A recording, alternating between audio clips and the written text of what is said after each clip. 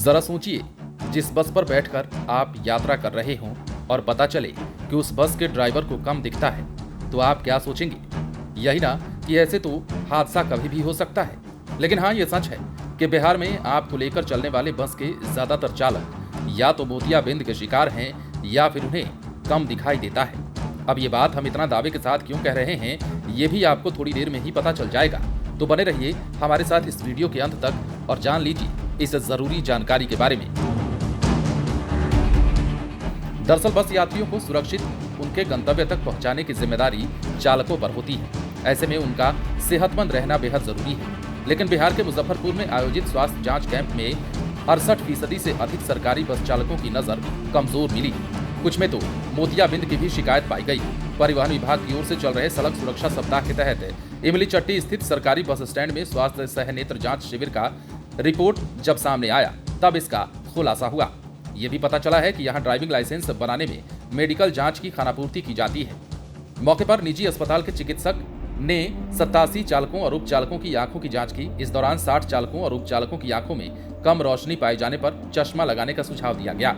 एक चालक मोतियाबिंद तो एक नफूना से पीड़ित था। अधिकतर चालकों में दूर और नजदीक की दृष्टि कमजोर पाई गई। चालकों को हर हाल में चश्मा का उपयोग करने का सुझाव दिया गया। तो वहीं दूसरी ओर सदर अस्पताल के डॉक्टर ने चालकों और उप चालकों के स्वास्थ्य की जांच की, जिसमें कई ब्लड प्रेशर और डायबिटीज के भी मरीज पाए गए।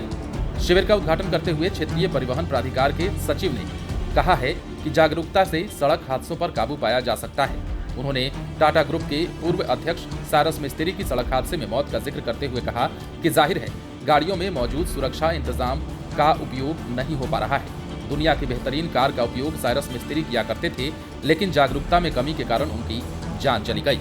उन्होंने ये भी कहा कि ट्रैफिक लोड के अनुसार स्पीड तय करनी चाहिए, इससे सड़क हादसों से बचाव हो सकता है। मौके पर डीटीओ सहित कई अधिकारी भी मौजूद रहे। दरअसल जिले में बिना मेडिकल जांच के ड्राइविंग लाइसेंस बन रहे हैं। इसके नवीनीकरण में भी मेडिकल जांच के नाम पर फोरम पूरा किया जाता है। सड़क सुरक्षा सप्ताह के तहत सरकारी बस स्टैंड में आयोजित स्वास्थ्य और नेत्र जांच शिविर में अधिकतर चालकों की आंखों में समस्याएं पाई गई हैं। इससे जाहिर है कि ड्राइविंग लाइसेंस और इसके नवीनीकरण में मेडिकल जांच को लेकर कोताही बरती जा रही है। 40 से अधिक उम्र वाले चालकों को ड्राइविंग लाइसेंस जारी करने से पहले मेडिकल प्रमाण पत्र को अनिवार्य किया गया है।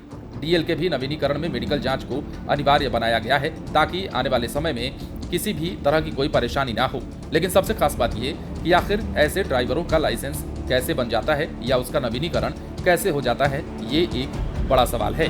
परिवहन विभाग यदि ये सब जांच परख करके करता, आने वाले दिनों में ये कहने को नहीं होता कि इन ड्राइवरों की वजह से कोई हादसा हो सकता है। बहरहाल बिहार में ये तो तय है कि अधिकतर ड्राइवरों के लाइसेंस जो हैं वो इस आधार पर नहीं बनाए गए हैं कि उनकी आंखों में कितनी समस्या है या वो कितने सेहत से फिट हैं।